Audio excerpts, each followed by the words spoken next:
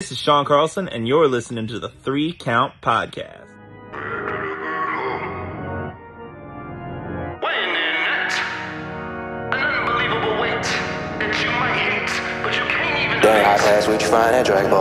Welcome everybody to another great edition of the 3 Count Podcast presents Now Entering the Ring. And like I always say, I'm your host, Clifford Red Dog Miller. That's right, the man that leads you up this mountain called wrestling.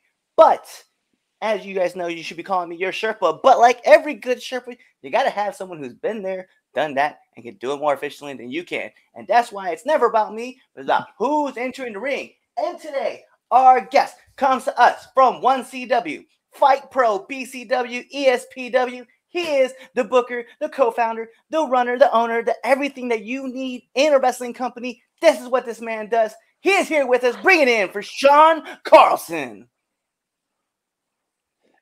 Damn, man, that was like the best intro I've ever gotten in my entire life. That's crazy. Man, I appreciate it. Yo, but first, welcome to the show, Shotgun. It's definitely awesome having you on, man. I appreciate it. Thank you for having me. Like, seriously, you're my daughter's favorite wrestler, so. Oh man, I appreciate that. It's weird too, because like I feel like I haven't really a huge been Clifford. No, she's a huge Clifford fan. So as soon as she heard Red Dog, she just said Dog the whole time you were in the ring. That's awesome. And it's funny too, because like once people ask me all the time, they're all like, "Why'd you name yourself Red Dog?" I was like, "Well, my first name's Clifford," and it just clicks with everybody like immediately. So I'm like, "Yeah, I know. It's wild."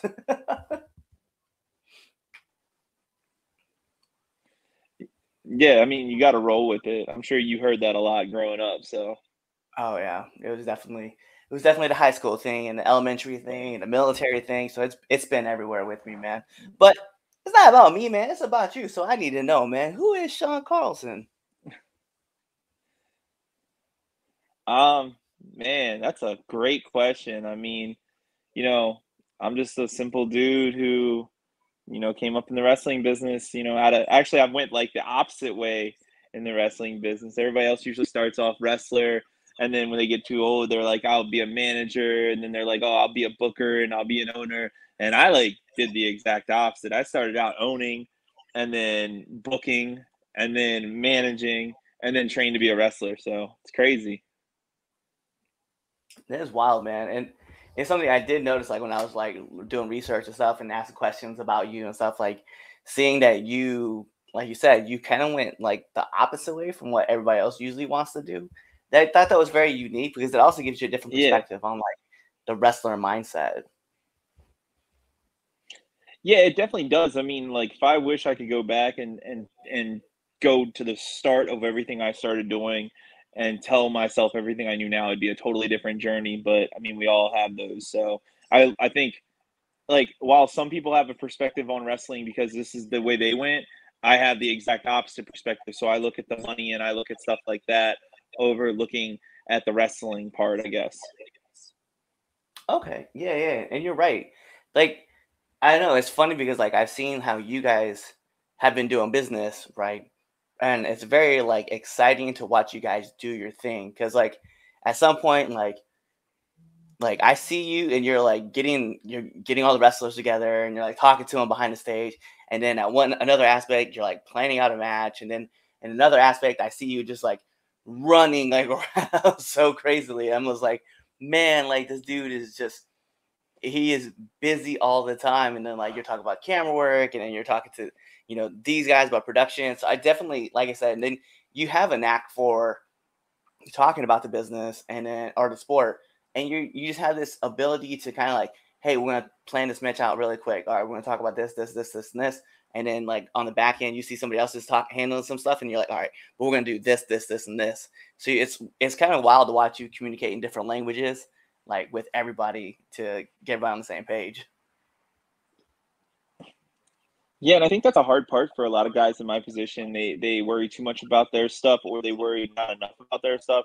Where like I'm more or less, I'm gonna put myself in a position to succeed. So the guys I'm working with, I trust that they're gonna, go through with everything they say. So we call the match, and I know I'll be there, and that's one of the first things I learned in training is, if you do your job, you're in the right position, and the other guy's in the right position, everything flows a lot smoother, and don't worry about the other guys there. So I put myself in positions to make sure that person knows he's in the right position to score a great match. And as long as we're good on that, I can go deal with everything else. And I think that's a big difference when people put themselves in matches. They worry too much about the match and, oh, I've got to get all my stuff in. No, I just got to know what you want from me and what story we're telling so we can go through our stuff real good.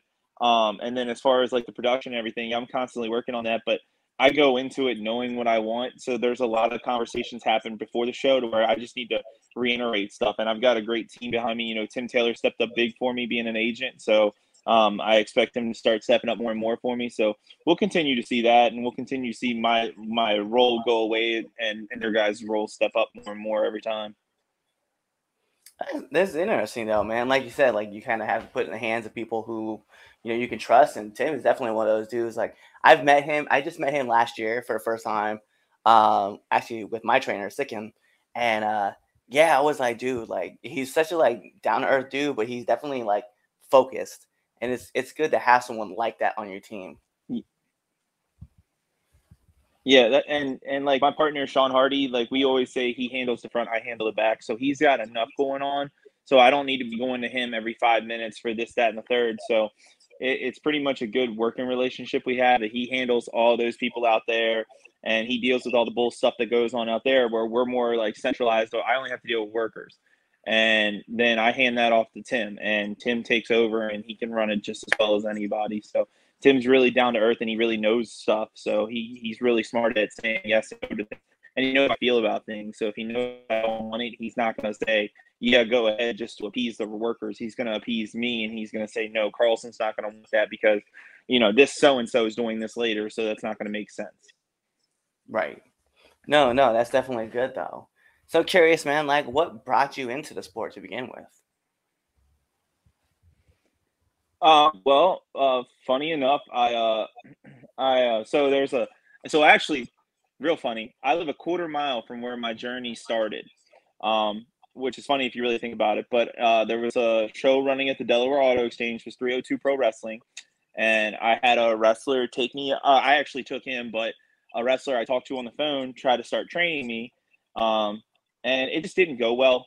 I just didn't feel a good working relationship between me and that person. Me and that person are friends. That's why I won't name drop him because I like the guy, but he just wasn't a good. I wouldn't say he wasn't a good trainer, but he just wasn't a good working relationship person. Like I couldn't have a good working relationship with him.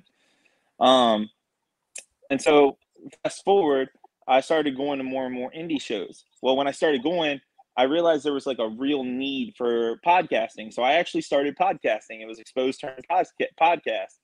And I started podcasting, and I ended up doing a podcast with an owner of a new company called Baltimore Championship Wrestling. And I got done the conversation with him, and it continued on after the show.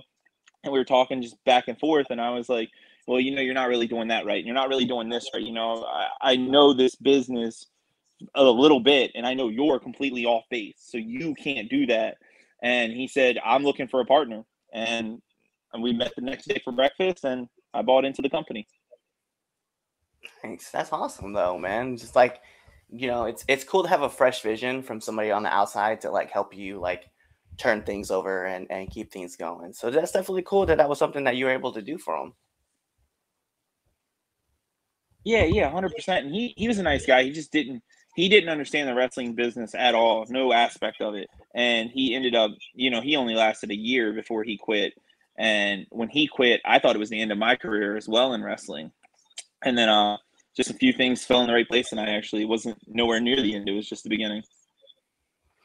That's awesome though. And it is cool to see like even like with 1CW, I know like we talked about it a few times like backstage. You guys were talking about how like you're vamping up and you guys are getting ready to go live on TV and stuff like that. So it's definitely it's cool to see like the expansion of everything and then just kind of be a part of that growth. That definitely is really cool. Yeah. I mean, like you just said, we're getting on TV. We have a cable deal. It starts at the end of this month. The channel launches soon, and then it'll be on every Saturday night, which is cool. So it gives us about a show and a half ahead. So that's cool. And yeah, I mean, it's been a great development. I mean, when we started the rebirth of 1CW, we weren't drawing well, but now we're here. We're drawing the best we've ever drawn. We're sistered up with CCW, and our TV deal came through, and we're getting more and more. So just everything seems to be on an uphill trajectory. So keep grinding it out. You know what I mean? Yeah, no doubt. And it's cool because you mentioned CCW. Like, it was definitely awesome to see a whole promotion just dedicated to women's wrestling, right? And I've been telling people that haven't been watching wrestling for a while that if you're not paying attention to women's wrestling, you probably should be, because it is by far like some of the greatest matches get put on, and they're just amazing. And women are just super talented in the field right now. So I was like, you guys need to be paying attention to what's going on with the women's wrestling. Yeah, there's been a huge renaissance in women's wrestling, top to bottom in the last 5 years, and it's really cool to see them guys flourish, the girls flourish, I should say, and something they had the idea of, and come on and help out as much as possible. We were actually about to start a full-on women's division in 1CW, and it came to the point when we were discussing it that we CCW, and they were like, "Well, why don't we just joint run with you guys?" And we were like, "Let's go!" So it just worked out for the best. When we were about to start something, they happened to be ready to start something bigger for themselves, and it all just kind of worked at the same time. Oh, that's cool though. So I'm curious, man. You've been training, you've been in. I've seen you work some matches and stuff. I just need to know, man. Like, what's been the worst bump you've taken?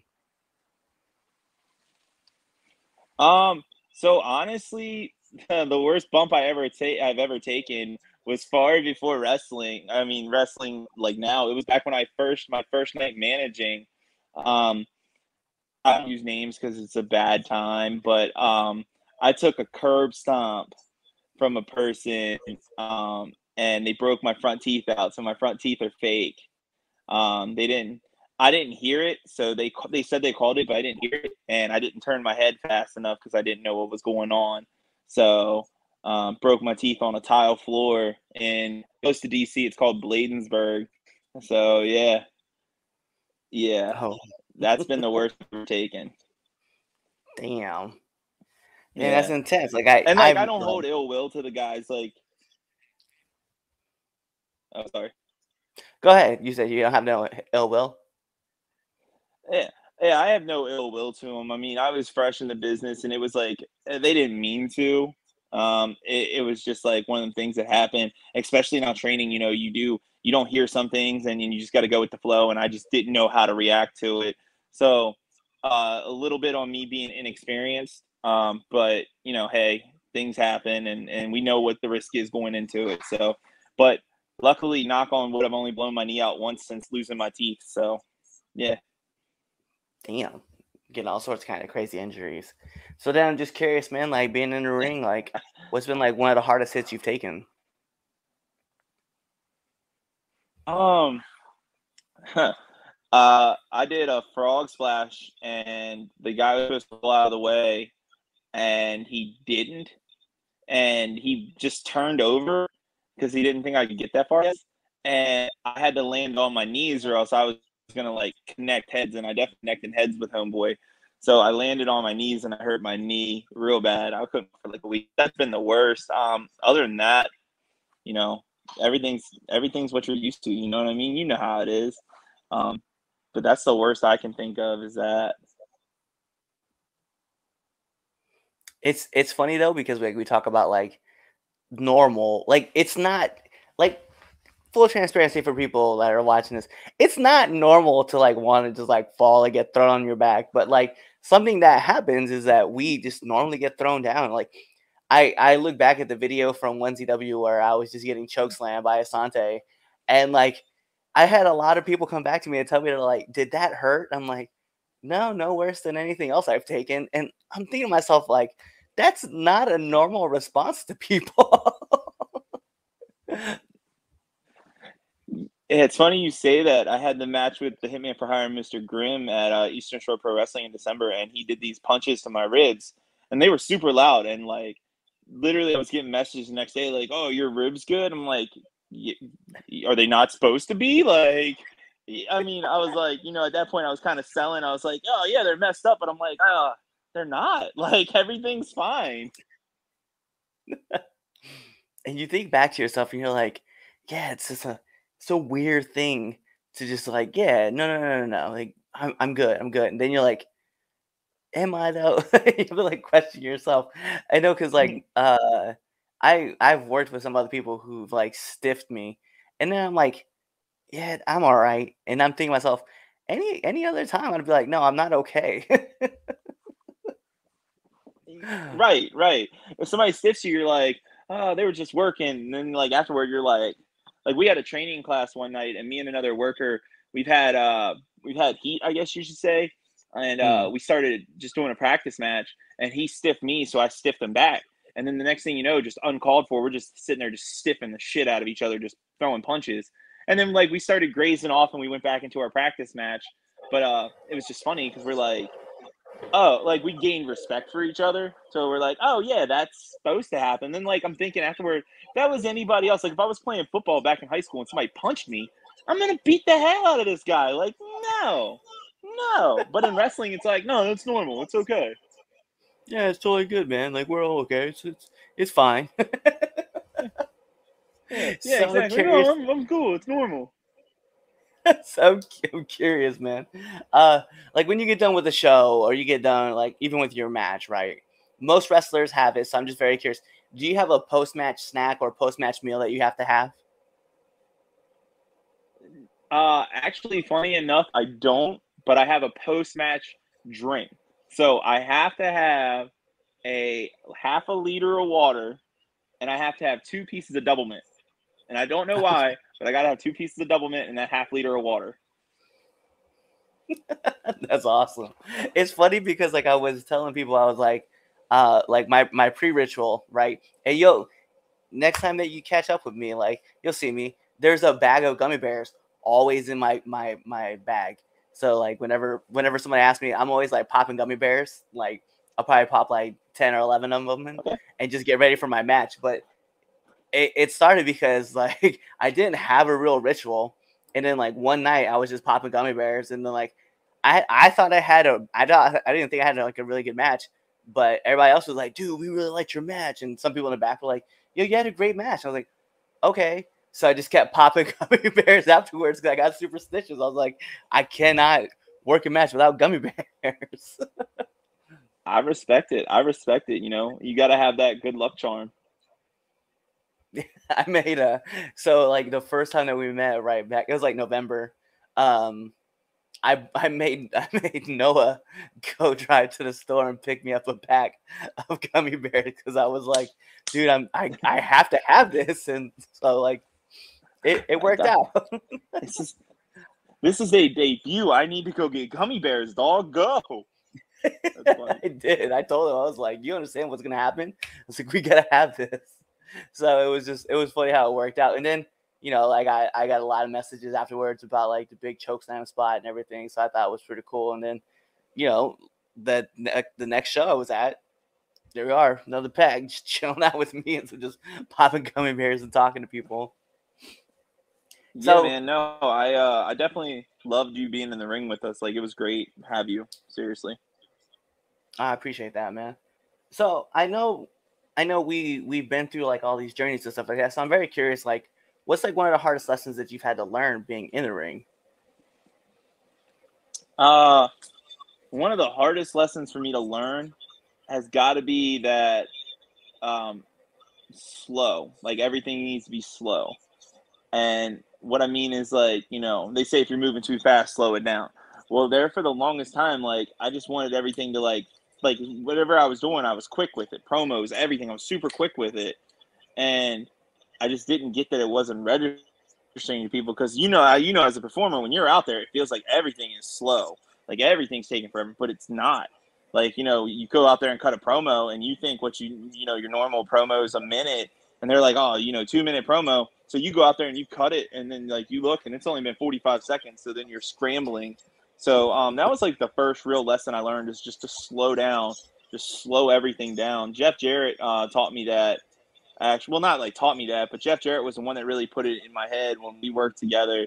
Um, we had a spot, and the workers wanted me to do the spot super quick. And Jeff was like, "No, pause, take the time in, let the crowd see what you're about to do.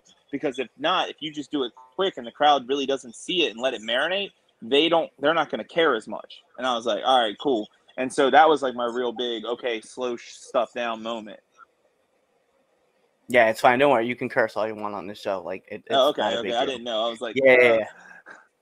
That's something but that yeah, like, it's definitely an eye lesson to it's an eye thing to watch, and it's like an ear thing like you got to hear, because like a lot of people hear that all the time, that like if you're working fast, slow down, and if you think you're working slow, go slower, because like, and you're right, when you're out there, man, like people have to see what you're doing, and I genuinely I started understanding that probably like 8 months into like my training, and I started like I work with everybody now, like, and I keep telling people like, yo, just slow down, stop moving so fast, let's cruise, let's have some fun with this, like, because and you're right, like we something like it was something that how Sicken brought it up to me, right, was that uh you go into an arm ringer, then you go to a hammer lock, and then you go into a headlock, and then you take them over, and then you go for a pin.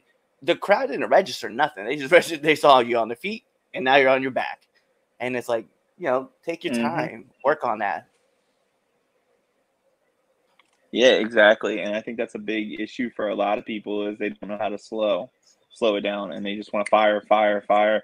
Especially with the new age of wrestling we're in, that the you got to be quick and you got to be agile and you got to do all this stuff. A lot of guys don't realize slow it down. Like even on TV, you'll see a lot of guys going way too quick, and you're like, "Whoa, what just happened?"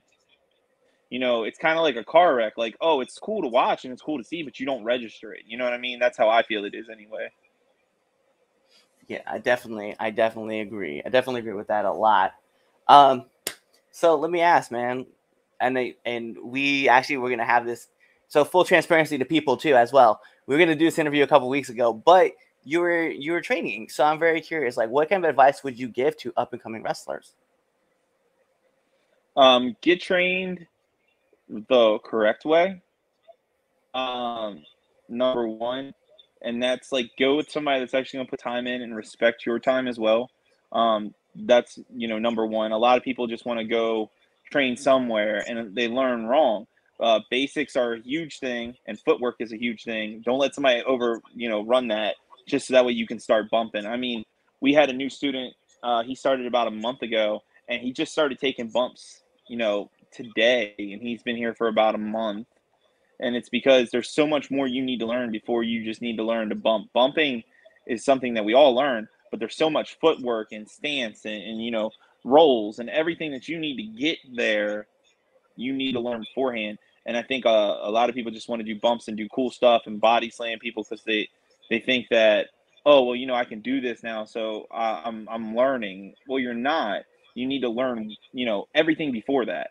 And I think that's a big thing that you should research into your training is how fast do we get into that stuff.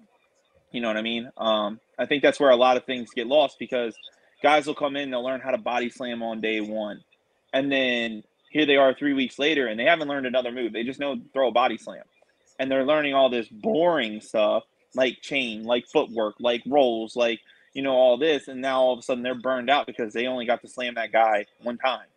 And I think you should put the carrot in front of them that, hey, you need to learn this before you can do this. It's kind of like the crawl before you walk thing, and a lot of guys just want to start running right out of the gate. So patience is a huge thing for any beginning kid, and they need to know that. I like that a lot. I like that. So y'all heard it, right? Patience, like learn it. Okay, if you can't learn it, just keep working on it because you will learn it. And especially in this sport, like patience is everything. You gotta like be calm, man.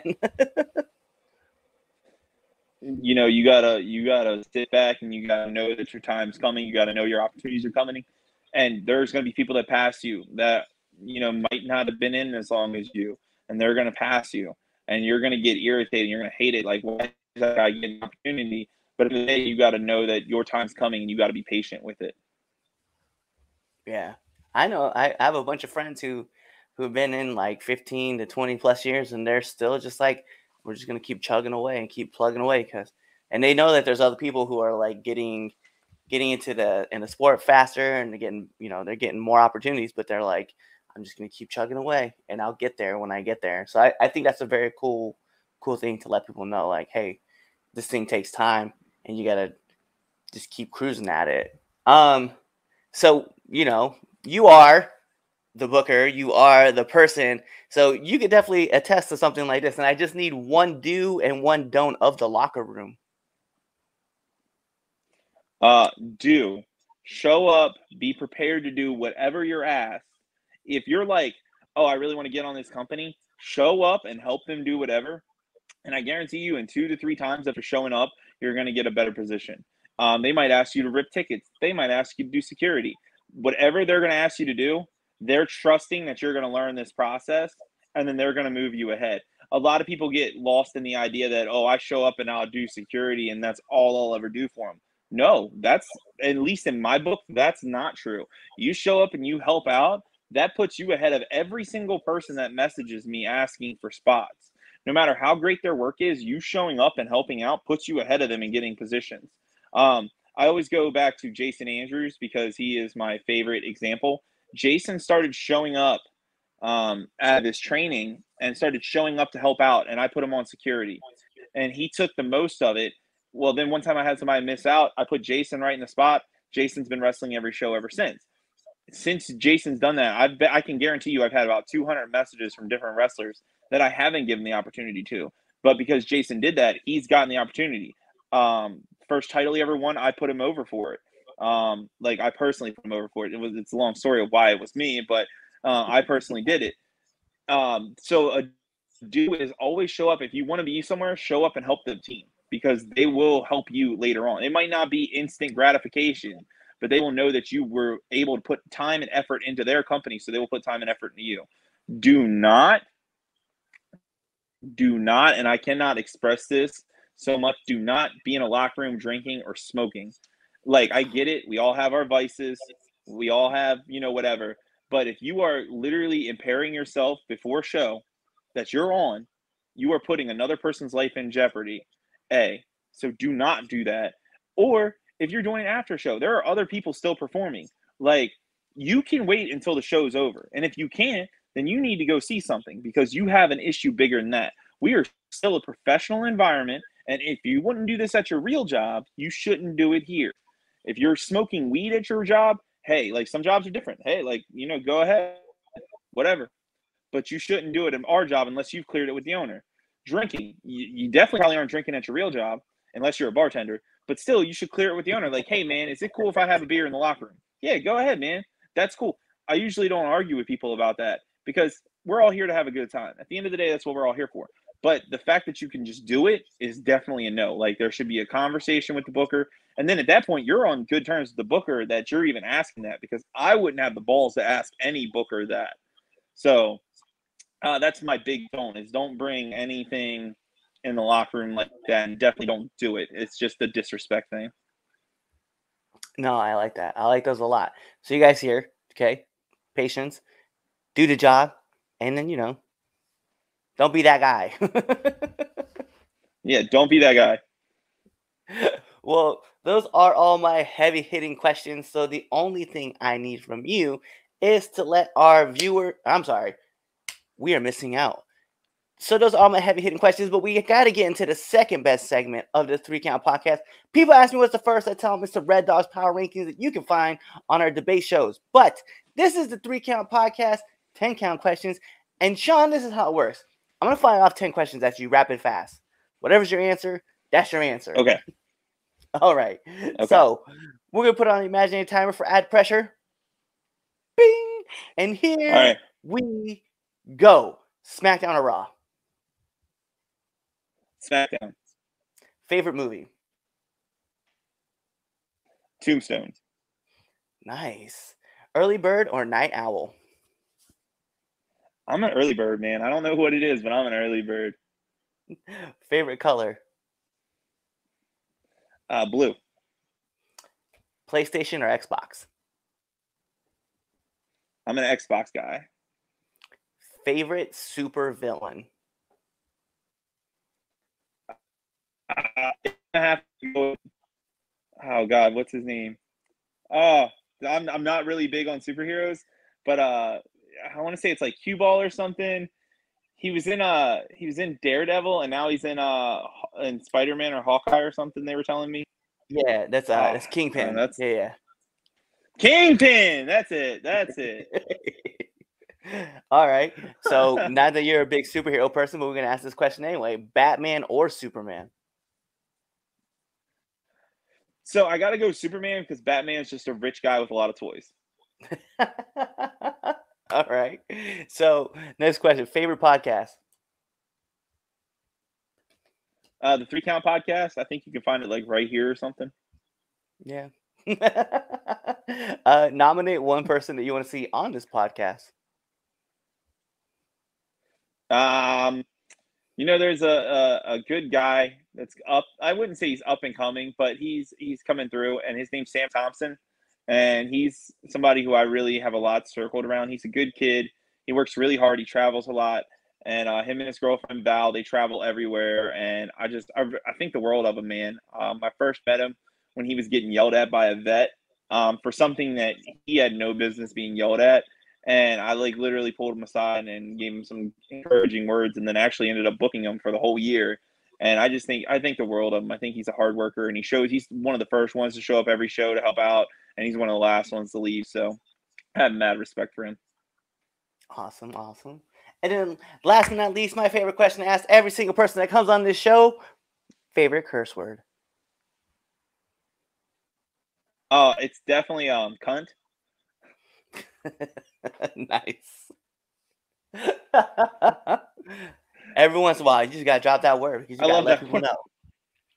Yeah, it's not used. It's not used a lot, but when it's used, I know that I'm in a bad mood and get out of the way. Bad. Well, those are all my questions that I have. So I just need you to let our viewers and our listeners know where they can find you.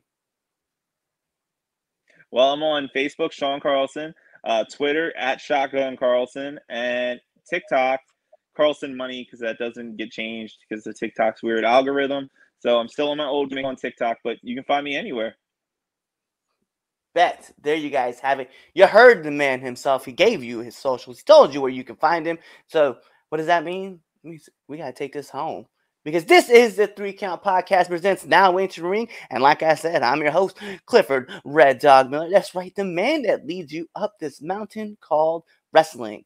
But as I've said before, you should be calling me a Sherpa. But like every good Sherpa, you got to have someone who's been there, done that, and can do it more efficiently than you can. And that's why it's never about me, but it's about who's entering the ring. And you see him right here next to me. He is the man, the myth, the legend, the booker, the promoter, the manager, the wrestler. If you need him to do a job, he will do that job for you. Shawn Carlson. So you guys know what to do. Tune into the next episode and be there, or you just wait for that outro and you choose another episode to listen to. Peace. What's going on, 3 Count Nation? I'm Clifford Red Dog Miller with the catchphrase. But what I really want you to do right now, go to twitter.com, right? Go over there, find us at the 3count_pod, give us a follow, give us a like, give us a comment. We want to talk to you guys. Go to IG at the 3 Count Pod. Give us a like, give us a follow, leave us a comment. We want to interact with you. Go to youtube.com, give subscribe, turn the bell on, turn the notifications, leave a comment. We want to talk to you.